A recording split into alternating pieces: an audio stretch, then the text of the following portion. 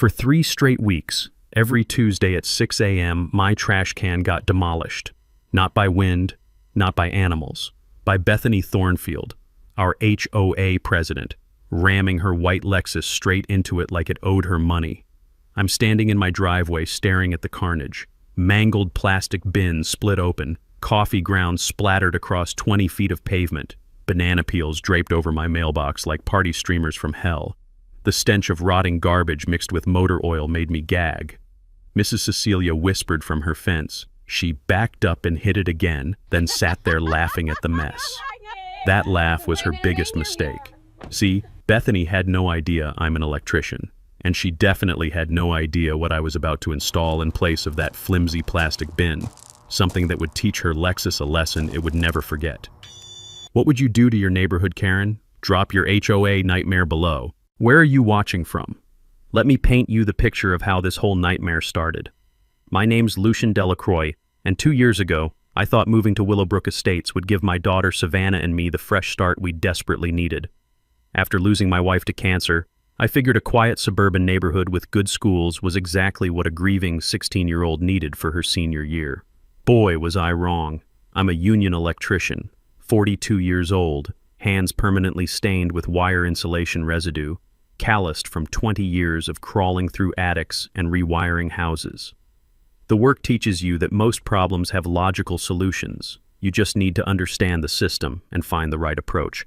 But I'd never encountered a system like Bethany Thornfield. Picture this, perfectly coiffed silver hair that never moved in wind, designer cardigans that probably cost more than my monthly truck payment, and a white Lexus so pristine you could perform surgery on the hood. At 58, Bethany had been HOA president for 8 years in our 127-home community, long enough to turn a simple homeowners association into her personal kingdom. The woman's voice sounded like a dentist's drill wrapped in fake politeness, and those designer heels clicked across pavement with the calculated rhythm of an executioner's march.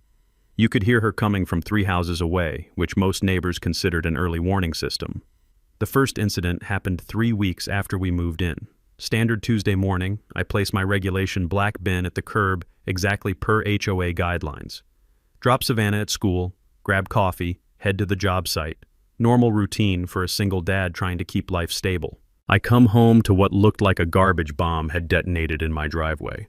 Coffee grounds scattered across 20 feet of pavement, banana peels draped over my mailbox, broken glass glittering in afternoon sun. The stench hit me like a physical punch. Rotting food mixed with motor oil, sharp enough to make me gag. My work boots crunched through the mess as I surveyed the damage. 30 minutes of cleanup. Again. Making me late for work. Again. Mrs. Cecilia appeared at her fence, voice barely above a terrified whisper. I saw everything from my kitchen window. She used her car. Raccoons? Bethany Thornfield rammed your trash can with her Lexus, backed up, then hit it again. Sat there watching the mess spread before driving away. The metallic taste of rage filled my mouth. This wasn't random vandalism. This was targeted warfare. Week 2 brought identical destruction plus a $75 citation for unsightly debris compromising community standards. Week 3, Bethany circling my property with a measuring tape, documenting violations, grass 0.2 inches too tall, garden hose visible from street, mailbox numbers improperly positioned. The stress was killing both of us.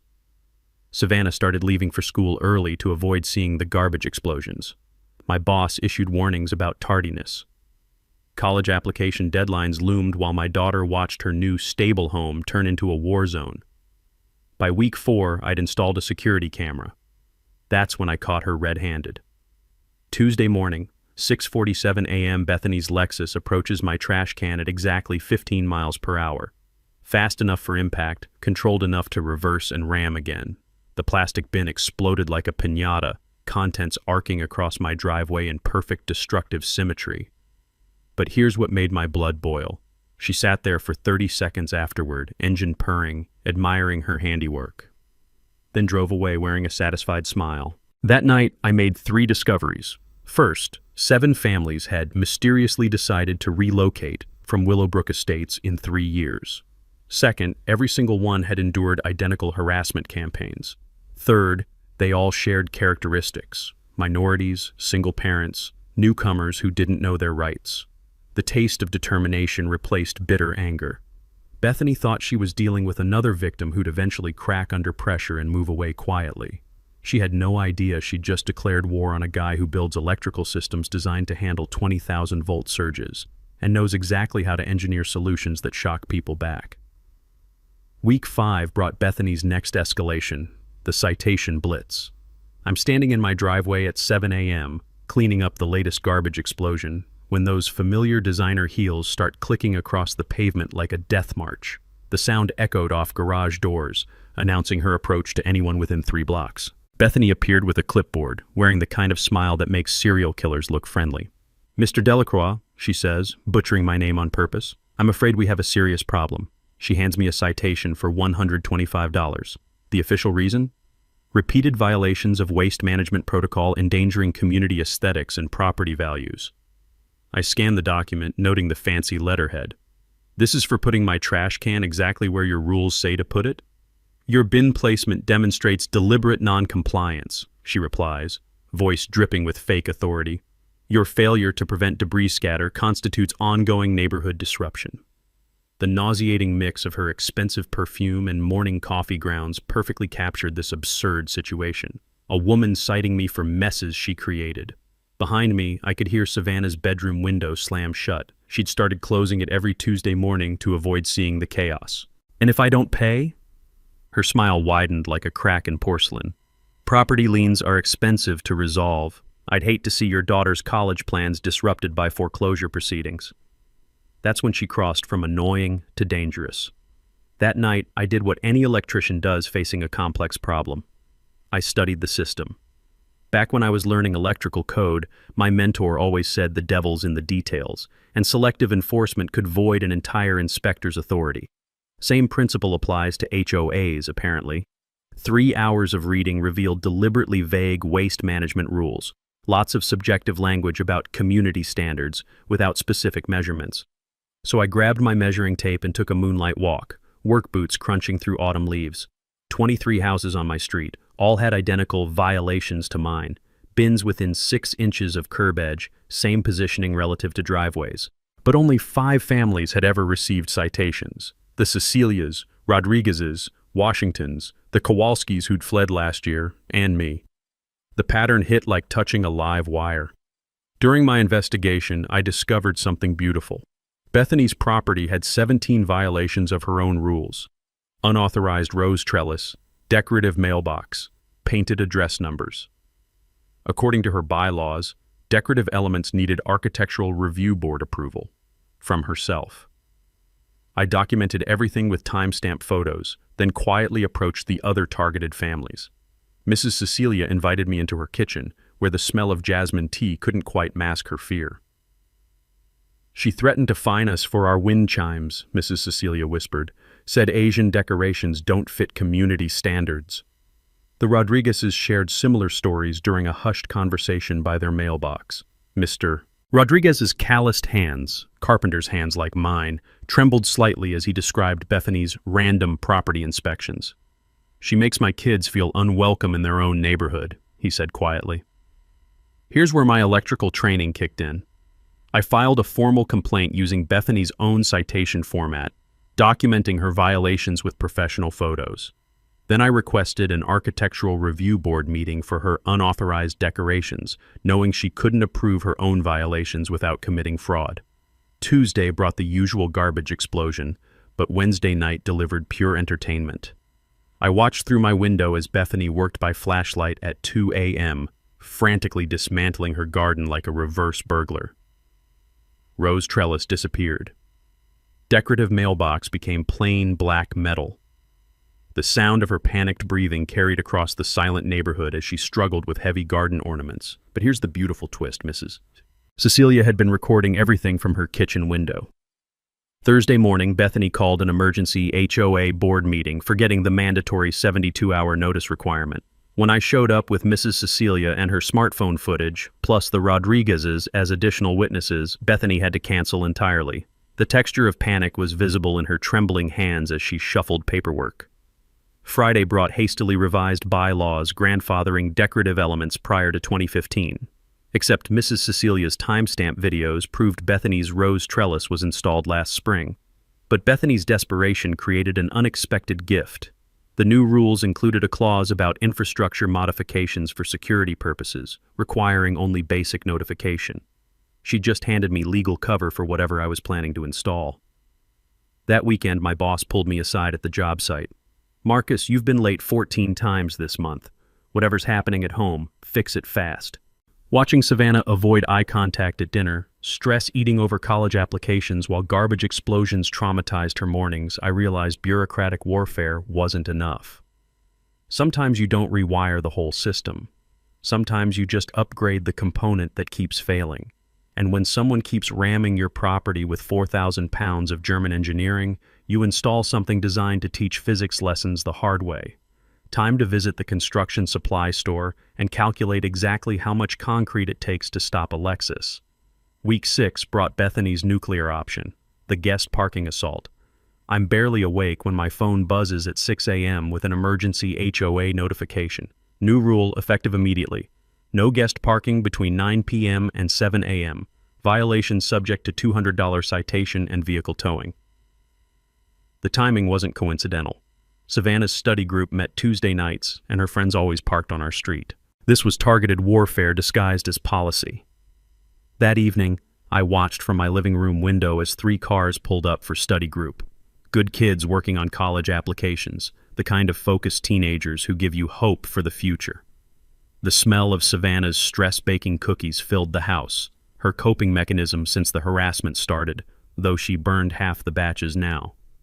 At exactly 9:01 p.m., Bethany's white Lexus appeared like a shark circling prey. She photographed every license plate, measured distances from curbs, documented violations with the enthusiasm of a meter maid on commission. 10 minutes later, her floodlights blazed to life, motion-activated spotlights aimed directly at my driveway, bright enough to land aircraft. The harsh white glare turned our front yard into an interrogation room, casting skeletal shadows of my daughter's retreating friends. "Dad, this is insane," Savannah whispered, peeking through blinds. "My friends think we're the neighborhood psychos now." The bitter taste of helplessness filled my mouth as I watched 3 teenagers pack up early, mumbling apologies about not wanting to cause trouble. Their car doors slammed with the finality of social isolation. My daughter's senior year was being destroyed by a middle-aged woman with too much time and too little conscience. That night, I made a decision that would change everything. Back in my apprentice days, my mentor taught me about different approaches to electrical problems. Sometimes you chase shorts through miles of conduit, spending weeks troubleshooting. Sometimes you just install a circuit breaker rated for whatever punishment the system can deliver. Bethany kept escalating, but her attacks followed a predictable pattern. Always the same target, same method, same Tuesday morning routine. My trash can was ground zero. If I could engineer the right solution for that specific failure point, everything else became manageable. Wednesday morning, I drove to Morrison Construction Supply. Jake Morrison had been a union brother for 15 years, the kind of guy who understands that residential projects sometimes require creative approaches to recurring problems. "I need something that looks like a standard trash receptacle but can withstand significant vehicle impact," I explained, keeping my voice casual. Jake's eyebrows shot up. "Define significant." 4,000 pounds at 15 miles per hour. His grin told me everything I needed to know. "Brother, you're talking about stopping a car with what looks like a garbage can. Polymer concrete or steel-reinforced core. What's the difference? Polymer sets in 6 hours, steel lasts forever. Both will stop a freight train." He pulled out material samples, concrete chunks that felt like granite under my calloused fingertips. "For your application, I'd recommend steel rebar core with polymer concrete shell. Neighbor won't know the difference until they hit it." That's when I learned something that changed my entire perspective on this problem. During the Korean War, engineers discovered that properly reinforced concrete could withstand direct artillery strikes. The secret wasn't just strength, it was transferring impact force directly into bedrock through deep foundation anchoring. A 4,000-pound luxury sedan hitting reinforced concrete anchored 4 feet deep would experience what physicists call an immovable object scenario. We calculated materials: 80 pounds of steel rebar, 4 bags of polymer concrete. industrial-grade plastic shell identical to my current bin. Total cost, $340. Bethany's harassment had already cost me $400 in replacement bins and cleanup time, not counting the job security threats from constant tardiness. Thursday brought the mini twist that made my blood boil. I came home to find a city code enforcement truck in my driveway and Bethany standing beside it, arms crossed like a satisfied executioner. Anonymous complaint about unpermitted electrical modifications, the inspector explained apologetically. But after 2 hours of thorough inspection, something beautiful happened. The inspector handed me his report with barely concealed admiration. Your electrical work exceeds current safety codes by 200%. I'm recommending your installation as a model for the county training program. Bethany's face went from smug satisfaction to absolute horror as the inspector continued. Whoever filed this complaint wasted city resources. We'll be tracking future calls from this address for harassment patterns. The sound of her heels clicking frantically back to her car was music to my ears. That weekend, while Bethany attended her weekly church meetings, I prepared for installation. The engineering solution was elegant. Replace the failure point with something strong enough to reverse the power dynamic permanently. Tuesday morning was coming, and this time, Bethany's Lexus was about to learn why electricians understand the difference between movable and immovable objects. Week 7 brought Bethany's most vicious escalation yet: financial warfare. I'm drinking morning coffee when certified mail arrives, thick legal documents with intimidating letterhead. Notice of property lien. $1,200 in accumulated violations requiring immediate payment or foreclosure proceedings within 10 days. The metallic taste of rage replaced coffee as I read fabricated charges, persistent waste management violations, unauthorized guest parking facilitation, failure to maintain community aesthetic standards, pure legal fiction written to terrify. But here's what made my hands shake with fury. She'd backdated violations to before I'd moved in, claiming previous tenants' imaginary infractions were now my debt. The woman was literally trying to steal my house through paperwork fraud. Savannah found me staring at the documents, my shoulders rigid with months of accumulated stress. Dad? What's that? She's threatening to take our house, sweetheart. The fear that flashed across my daughter's face, identical to her expression during her mother's final hospital days, shattered something inside me. Her college application sat unfinished on the kitchen table, deadlines approaching while her life crumbled under systematic harassment. Are we going to lose our home too? She whispered. That question ended my patience with legal solutions. No more bureaucratic warfare, no more waiting for officials who didn't care. Time for engineering to solve what paperwork couldn't. That afternoon I made the supply run that would permanently end this nightmare. Morrison Construction buzzed with activity, the air thick with concrete dust and diesel exhaust. Jake had my materials ready, steel rebar cut to specifications, polymer concrete bags stacked like ammunition, industrial-grade plastic shell identical to neighborhood bins. You sure about this foundation depth? Jake asked, reviewing my excavation plans. 4 feet hits bedrock around here. That's exactly the point. When someone hits this installation, I want impact force transferred straight to geological formations that haven't shifted in millennia. During 20 years of electrical work, I'd learned that the strongest installations anchored directly to structural bedrock. Same engineering principle applied here. Proper foundation meant unstoppable force meeting truly immovable object with predictable results. The weight of steel and concrete settling into my truck bed carried satisfying finality. Materials this heavy, Jake grinned. Whatever hits it ain't driving away under its own power. That evening brought the mini twist that confirmed this was our only option. My doorbell rang at 7 p.m. Mrs. Cecilia stood there trembling, clutching certified mail with white-knuckled hands. Behind her stood the Rodriguezes and Washingtons, all holding identical documents. She filed liens against every family that helped you, Mrs. Cecilia whispered, voice breaking. All of us. Same threats. Same 10-day deadline.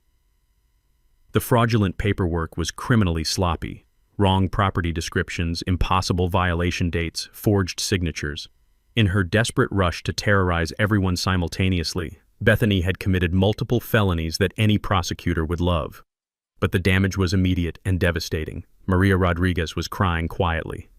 Our kids heard us talking about losing the house. They think it's their fault for having friends over. Mister. Washington, a retired veteran whose Purple Heart hung proudly in his living room, spoke with barely controlled rage. 30 years I fought for this country's freedoms. Now, some suburban dictator thinks she can steal our homes through paperwork terrorism. The texture of collective fury filled my garage as neighbors examined their threatening documents. 7 families had already fled rather than fight this systematic campaign. We were supposed to be next. Not this time, I said, my voice carrying absolute conviction. She picked the wrong neighborhood.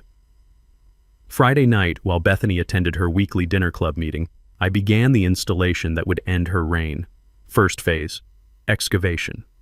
The hydraulic post-hole digger carved through soil like warm butter, hitting bedrock at 46 inches exactly as surveyed.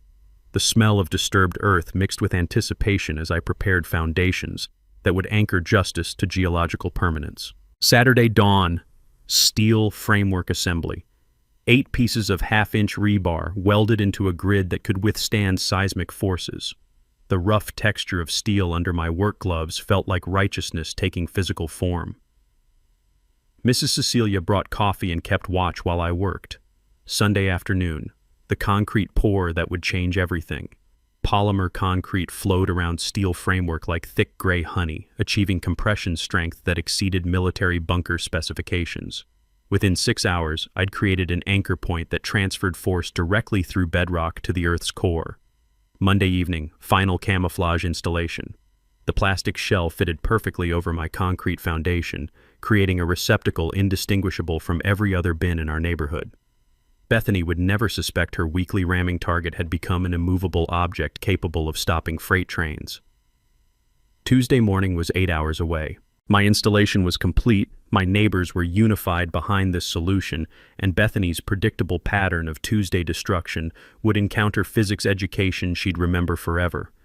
The taste of anticipation replaced months of bitter stress as I settled in to wait. Time to discover how $80,000 of German luxury engineering performed against American concrete, anchored to bedrock. Tuesday morning, 6:47 a.m. I'm positioned at my living room window with coffee, heart hammering against my ribs despite months of planning for this exact moment. The familiar sound echoed through our neighborhood, Bethany's Lexus engine purring with predatory confidence as she rounded the corner. 15 miles per hour, same speed she'd used for 12 consecutive weeks of destruction. Through my blinds, I watched her approach my trash receptacle with the casual arrogance of someone who'd never faced consequences. She had no idea that Newton's laws were about to send her a very expensive invoice. Mrs. Cecilia appeared at her kitchen window, smartphone discreetly ready. The Rodriguezes emerged from their garage pretending morning routines while positioning for witness angles. Mr. Washington stepped onto his porch with coffee and morning paper, Purple Heart glinting on his bathrobe. Our entire support network was ready to document what happened when systematic harassment met engineering reality. Bethany's Lexus maintained perfect trajectory toward my installation. In her mind, this was just Tuesday's routine destruction. 30 pounds of plastic garbage container about to explode across my driveway in satisfying chaos. 4,000 pounds of German luxury engineering was about to discover 800 pounds of American steel-reinforced concrete anchored to geological bedrock. The impact lasted maybe half a second, but physics compressed a lifetime of education into that moment. Her front bumper struck dead center where she'd aimed for maximum destruction. The sound defied description, not the satisfying crunch of shattering plastic she expected, but the horrible symphony of unstoppable force encountering immovable object. Metal screamed, glass exploded in crystalline fountains, steam erupted from ruptured cooling systems like a geyser of automotive death. The Lexus stopped instantly, as if she'd driven into a mountain, because essentially she had. My reinforced installation didn't move. Not an inch, not a wobble. 800 pounds of steel-reinforced concrete anchored 4 feet into bedrock had just taught German engineering about geological permanence. Her airbag deployed with a gunshot that echoed off garage doors. The hood folded like origami, pushing the grille through the radiator and obliterating both headlights. Antifreeze and motor oil began spreading beneath the engine in rainbow puddles that reflected scattered glass like broken promises. The acrid smell of hot metal and automotive fluids burned my nostrils, sharp enough to taste copper. 30 seconds of absolute silence followed. Even morning birds stopped singing. Bethany's door opened with the grinding protest of bent metal, and she emerged like a disaster victim escaping wreckage. Blood trickled from her nose where airbag deployment had introduced her face to sudden deceleration. Her designer cardigan hung torn, silver hair disheveled, her expression cycling through confusion, horror, and dawning realization. She stared at my trash receptacle, pristine, upright, completely undamaged, as if it had personally violated the natural order. The concrete surface showed no damage where $15,000 worth of automotive destruction had just occurred. My installation stood with the casual indifference of a geological formation that had been lightly tapped by falling leaves. Bethany approached on unsteady legs, touching the bin with trembling fingers. Her hands confirmed what her brain refused to process: solid concrete where breakable plastic should have been. "This is," she whispered, voice cracking with comprehension. "This is concrete." The moment she understood she'd been outsmarted by her intended victim was visible in her expression, absolute defeat mixing with humiliation as 3 months of successful bullying evaporated into automotive wreckage. That's when I stepped outside wearing my most concerned neighbor face. "Bethany, are you okay? I heard a terrible crash." Mrs. Cecilia was already dialing 911. "Yes, single vehicle accident on Maple Street. Driver appears injured." The power dynamic that had defined our neighborhood for years had just reversed permanently in 10 seconds of applied physics. Her reign of terror had ended with the most expensive education in basic engineering she'd ever receive. The next hour unfolded like watching a house of cards collapse in slow motion. 2 police cruisers arrived first, followed by an ambulance and tow truck. I stood in my driveway wearing my most helpful expression, answering Officer Martinez's questions with the innocent confusion of a concerned neighbor. "So, you heard the crash from inside?" Martinez asked, notepad ready. Loud bang. Sounded like metal hitting concrete. I came outside and found Mrs. Thornfield's car. I gestured at the wreckage, letting physics speak for itself. "Any idea what caused this damage?" I pointed at my pristine trash receptacle. "Looks like she struck my garbage bin, though I'm puzzled how that created so much destruction." Martinez examined my installation, running his hands over the smooth plastic surface that revealed nothing about the steel-reinforced core beneath. Things solid as bedrock. The irony tasted sweeter than morning coffee. I upgraded after vandalism problems, figured something heavy-duty would discourage tampering.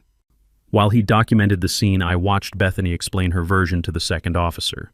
Her gestures grew increasingly frantic as she described booby traps and neighbor sabotage while pointing accusingly at my innocent-looking bin. But here's where things got interesting and dangerous. Officer Martinez returned with skeptical amusement. "Mrs. Thornfield claims your trash receptacle is some kind of reinforced installation designed to damage vehicles. Says you installed it specifically to hurt her." My electrical contractor training kicked in. When someone accuses you of code violations, documentation becomes your best friend. "It's a garbage can, officer. Heavy-duty plastic model from Morrison Construction Supply. Here's the receipt." Jake had been brilliant enough to write "residential waste receptacle, heavy-duty model" on the invoice. Technically accurate, though it omitted mention of steel-reinforced concrete cores anchored to geological bedrock. The insurance adjuster arrived as paramedics finished treating Bethany's injuries. Richard Kowalski, a guy I'd worked with on commercial electrical jobs, examined the wreckage with professional amazement. "Single vehicle accident into a trash can?" he asked, photographing the destroyed front end. "That's what the driver claims," Martinez replied. Kowalski measured impact angles, documented debris patterns, tested my receptacle's stability with growing confusion. In 20 years adjusting claims, never seen a garbage bin total a luxury sedan. That's when Bethany made her critical mistake. Desperate to shift blame, she demanded the officer arrest me for setting illegal traps. "Officer!" she shrieked, her voice carrying across 3 driveways. "That man deliberately installed that concrete thing to destroy my car. He's been plotting this for weeks." The admission hung in the air like confession at a murder trial. Martinez looked up from his notepad. "Ma'am, are you saying you've been intentionally hitting his trash can?" The color drained from Bethany's face as she realized her accusation had just admitted premeditation. No, I meant..." Too late. Mrs. Cecilia appeared with her manila folder of evidence, voice steady as granite. "Officer, I have security footage of Mrs. Thornfield deliberately ramming trash cans 12 consecutive weeks. The videos were devastating. 12 weeks of intentional property destruction, captured in high-definition timestamps. Bethany accelerating toward bins, reversing for second impacts, sitting in her car admiring destruction before driving away. Here's something every homeowner should understand. Insurance policies contain intentional acts exclusions that void coverage for deliberate property damage. The moment Bethany admitted targeting my installation, her $15,000 claim became legally worthless. But the real bombshell came when Kowalski finished his preliminary investigation. "Mrs. Thornfield," he said, closing his report folder with finality, "based on evidence provided, this appears to be intentional property damage rather than accident. Your claim is denied pending criminal investigation." The sound of her world collapsing was audible in the strangled gasp that escaped her throat. By afternoon, Bethany had hired a lawyer and was threatening everyone with lawsuits. Phone calls echoed from her house as she screamed about neighbor conspiracies and property owner rights. But her desperation created exactly the opposite effect she intended. Families who'd suffered in isolation for years suddenly realized they weren't alone. The Washingtons brought documentation of 6 false code enforcement complaints. The Rodriguezes shared records of discriminatory harassment. Mrs. Cecilia provided timeline evidence spanning 3 years. My garage became unofficial neighborhood war room as we compiled a prosecution-grade case file. The texture of justice felt substantial under my fingers as evidence stacked higher than electrical code manuals. "She cost us $2,400 in legal fees fighting bogus violations," Mr. Washington said grimly. "Made our kids afraid to play outside," Maria Rodriguez added. That evening, as I surveyed damage estimates and legal threats piling up on my kitchen table, Savannah asked the question that crystallized everything. "Dad, is this really over?" Looking at my daughter's hopeful expression, I realized Bethany's automotive education was just the beginning. A cornered narcissist with nothing left to lose becomes exponentially more dangerous. The taste of anticipation mixed with concern as I prepared for whatever desperate escalation would come next. The next 48 hours revealed exactly how dangerous a cornered HOA dictator could become. Wednesday morning brought the first wave of Bethany's desperate counterattack. I'm drinking coffee when my phone rings, my boss Tony, voice tight with confusion and the sound of construction equipment rumbling in the background. "Marcus, got a weird call yesterday. Some woman claiming you've been stealing electrical materials for unauthorized home projects?" The bitter taste of rage replaced coffee as Bethany's new strategy crystallized. Unable to ram my property anymore, she was targeting my livelihood.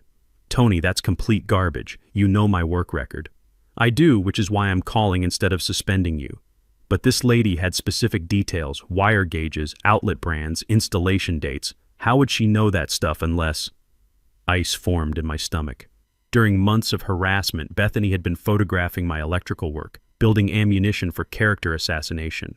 The texture of panic felt rough under my fingertips as I gripped the phone tighter.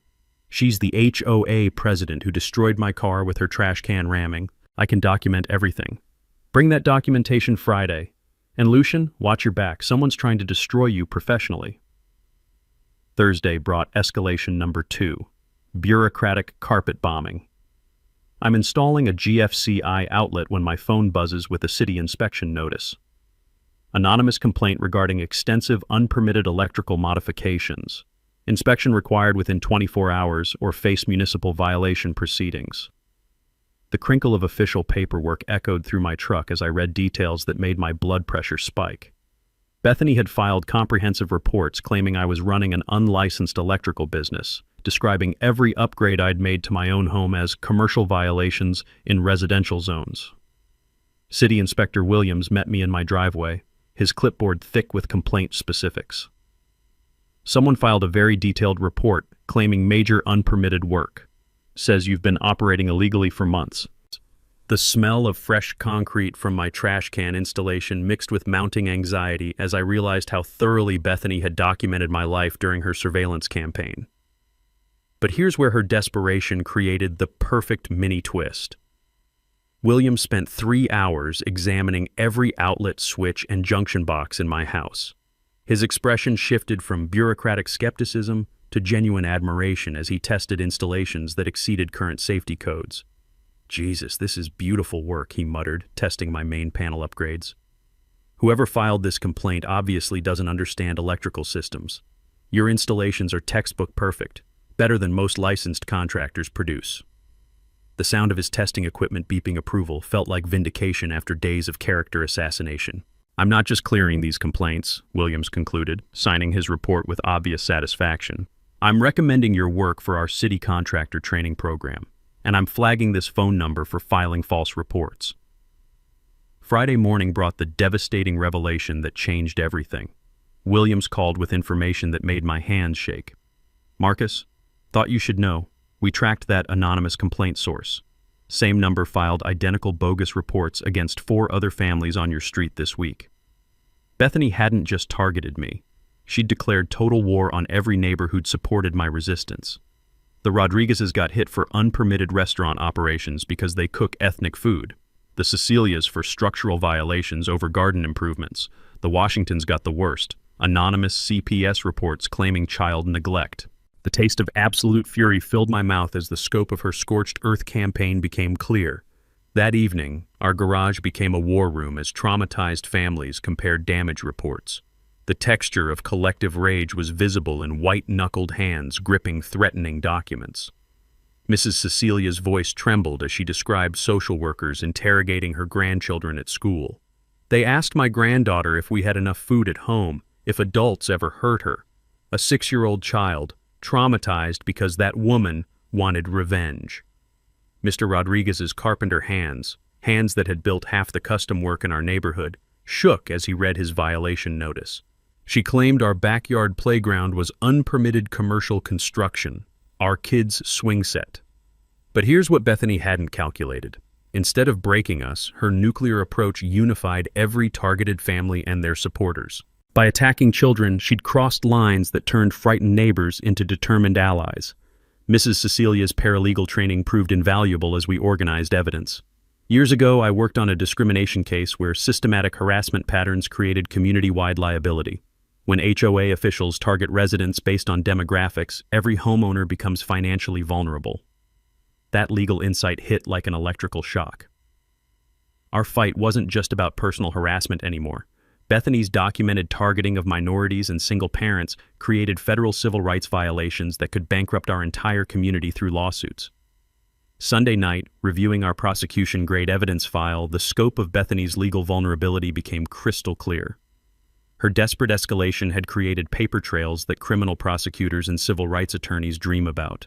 But cornered narcissists don't surrender, they detonate. The metallic taste of approaching catastrophe filled my mouth as I prepared for whatever nuclear option she'd deploy next. Monday morning brought Bethany's nuclear option, complete financial warfare. I'm checking emails when an urgent message from our HOA management company appears in my inbox. Emergency assessment. All homeowners required to pay $2,400 within 72 hours to cover unexpected legal and infrastructure expenses or face immediate lien proceedings. The smell of desperation was literally in the air. I could taste the panic in her hastily written justification.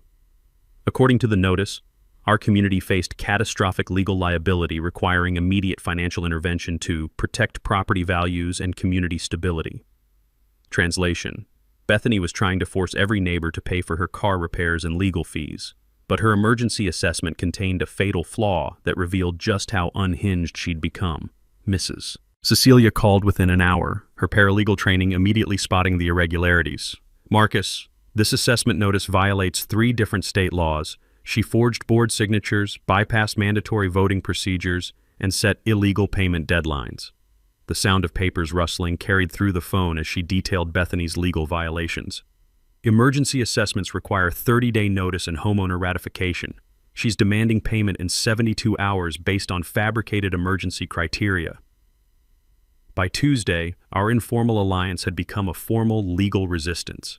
Mr. Washington's military precision proved invaluable as he organized evidence into prosecutable categories. The texture of justice felt solid under my fingers as I handled documents that would end Bethany's reign permanently. 27 families received identical threats, he reported during our evening garage meeting. She's essentially attempting to extort the entire neighborhood to cover her personal expenses. Wednesday brought the mini-twist that transformed our defensive resistance into offensive legal warfare. The Rodriguezes discovered something explosive while researching property records. Bethany hadn't paid HOA dues herself in 8 months. The woman demanding emergency payments from everyone else was $1,440 delinquent on her own obligations.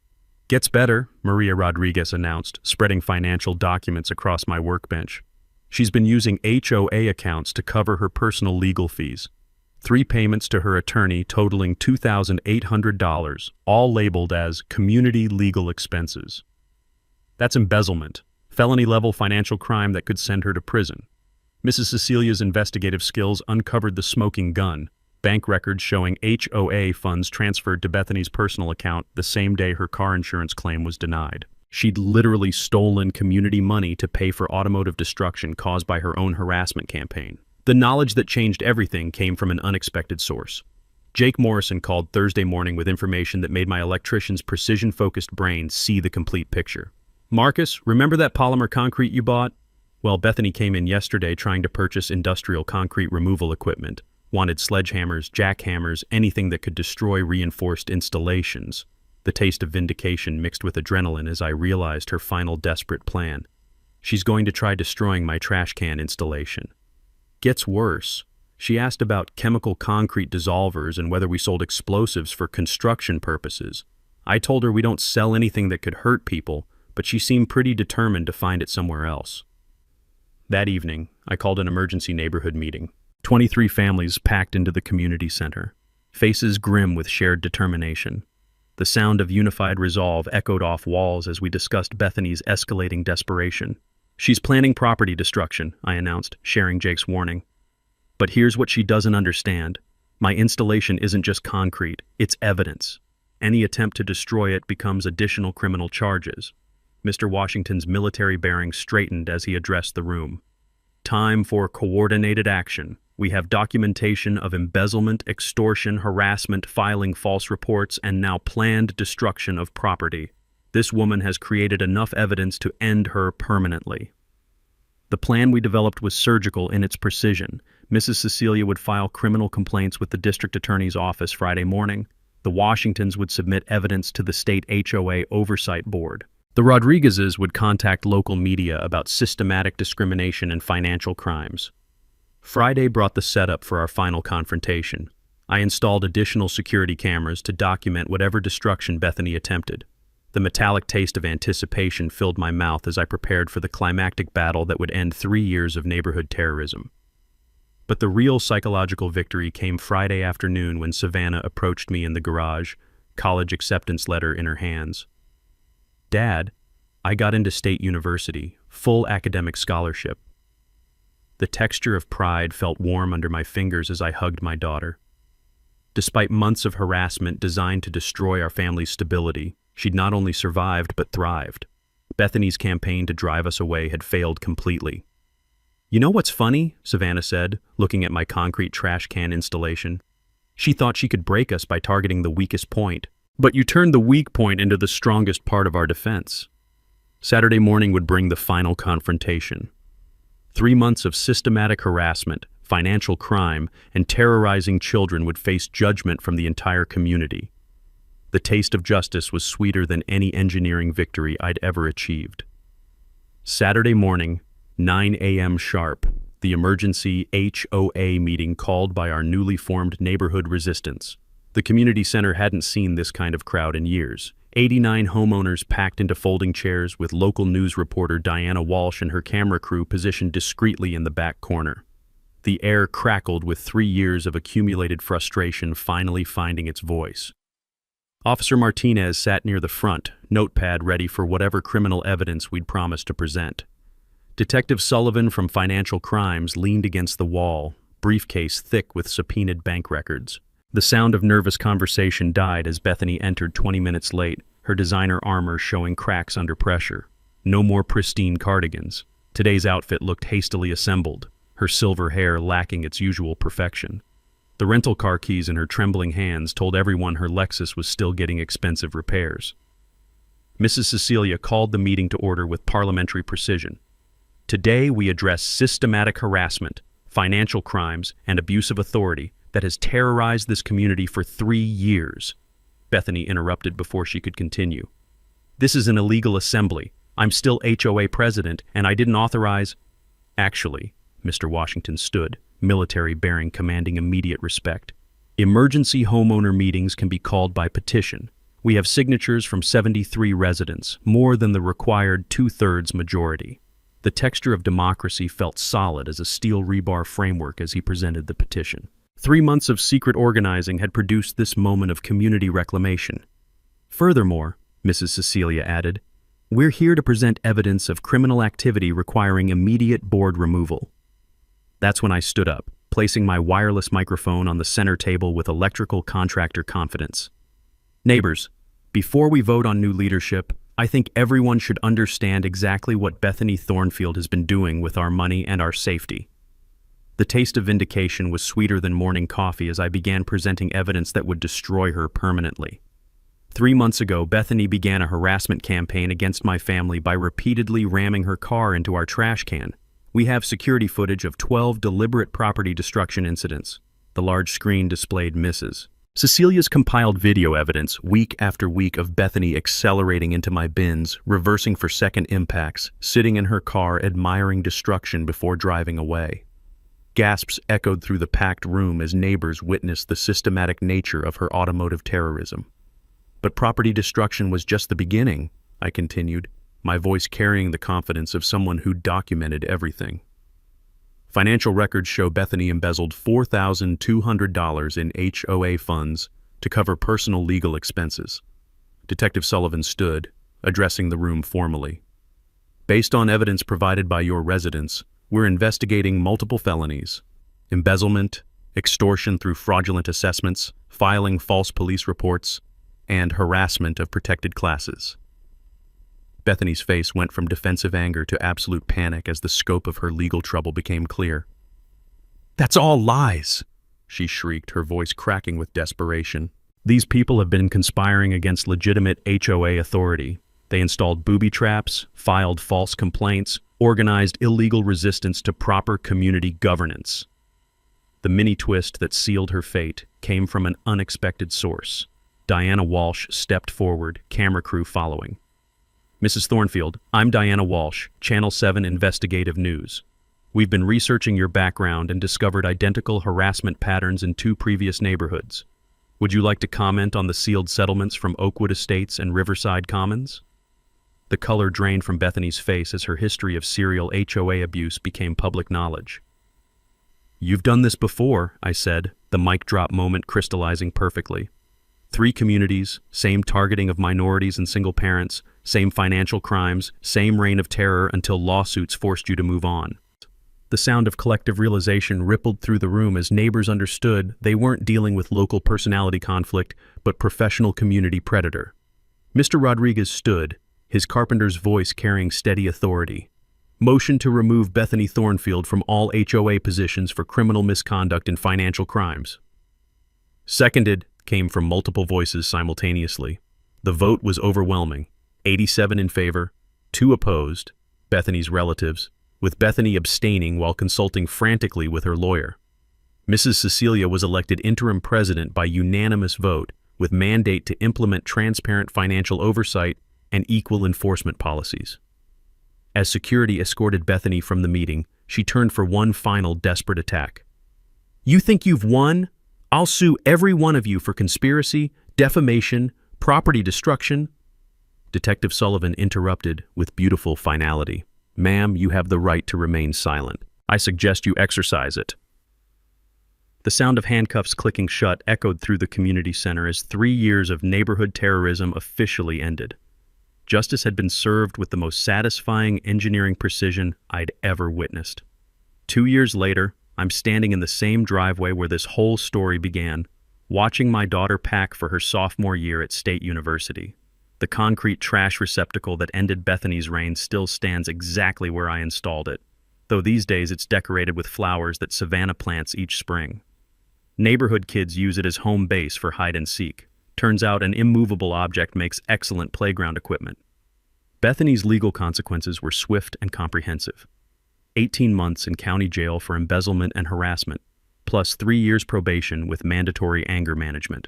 The $12,400 in restitution payments funded our new community playground, complete with equipment designed by Mr. Rodriguez's carpenter skills. Her insurance company never paid a dime for the Lexus repairs. Intentional property destruction voids coverage, and her own security footage provided ironclad evidence of deliberate ramming. Last I heard, she was driving a 10-year-old Honda and living in a studio apartment 3 towns away. The taste of justice served has only gotten sweeter with time. Our neighborhood transformed completely under Mrs. Cecilia's leadership.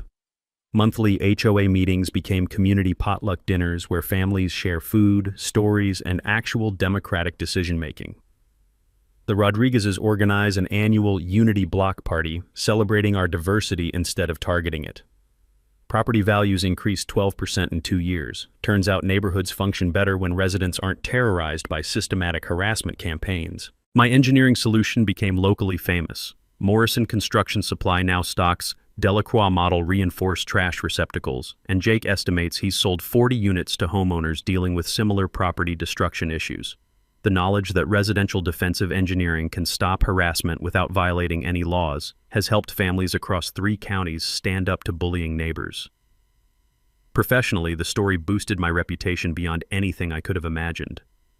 That city inspector's recommendation led to consulting work helping other communities address HOA corruption. I now speak at homeowner rights conferences about engineering solutions to systematic harassment. Turns out my experience resonates with thousands of families nationwide. Savannah thrived despite, or maybe because of, our year of legal warfare. Her college essay about learning democracy through neighborhood organizing helped secure that full academic scholarship. She's majoring in civil engineering with a focus on community development, planning to design infrastructure that serves people instead of controlling them. The ripple effects continue spreading. Diana Walsh's investigative series about HOA abuse won a regional journalism award and inspired state legislation strengthening homeowner protections. The Thornfield laws now require criminal background checks for HOA board candidates and mandate transparent financial reporting. Mrs. Cecilia leveraged her interim presidency into a second career as an HOA governance consultant, helping communities implement fair enforcement policies. Her expertise in documentation and legal compliance has prevented harassment campaigns in dozens of neighborhoods. The technical knowledge that saved our community became a practical manual I published online, Fighting HOA Corruption, an engineer's guide to legal defensive measures. It's been downloaded over 50,000 times by homeowners facing similar systematic targeting, but the real victory lives in daily details. Tuesday mornings now mean peaceful garbage collection instead of cleanup warfare. Savannah's friends visit freely without fear of citation harassment. The sound of children playing has replaced the clicking of threatening heels on our sidewalks. This morning, as I helped load Savannah's college belongings, she paused beside our famous trash receptacle. "You know what I learned from all this, Dad? Sometimes the best way to stop a bully isn't fighting back. It's building something stronger than their ability to hurt you." The texture of pride felt smooth under my calloused electrician hands as I hugged my daughter goodbye. She'd understood the real lesson. Engineering solutions work because they address root problems rather than symptoms. Our neighborhood now hosts the annual Concrete Can Festival every October, a celebration of community solidarity that draws families from across the county. We've raised over $15,000 for the Neighbor Defense Fund, providing legal assistance to families facing HOA harassment. The festival also funds college scholarships for children from targeted families, ensuring Bethany's attempts to destroy young people's futures instead creates opportunities for educational advancement. As I write this, that reinforced trash receptacle still stands guard in my driveway, serving its original purpose while symbolizing something larger. Proof that ordinary people can engineer solutions to defeat systematic oppression. You know, Lucian spent 8 months dealing with those citizens. 8 months, and that's $1,200 lien rate. That was the moment he realized Bethany was just being pretty. She was trying to take his house. I cover a lot of the HOA stewardesses, and there's something that's always struck me about the ones that end well. It's not the big dramatic confrontations. It is always something smaller. something the HOA president never sees coming, because they are so focused on the power games. In Lucian's case, it was concrete. 4 feet of reinforced concrete set deep into a bedrock. A simple engineering solution to a recurring problem. What really bothered me is that Bethany had done this before, driving families out of 2 other neighborhoods, using exactly the same tactics. People who thought they had no choice but to move. The thing about HOA power is, it only works if people don't know the rules. The moment residents start reading bylaws, documenting violence, that's when the whole dynamic shifts. Bethany felt that hour when her Lexus made immovable object physics. Tell me in the comments, what the most ridiculous thing your HOA had tried to fire you for? I bet some of your story would surprise people. If this story helped you understand what you are up against, hit that like button. Subscribe for more real HOA conflicts. Sometimes the best defense is just building something stronger than their ability to hurt you.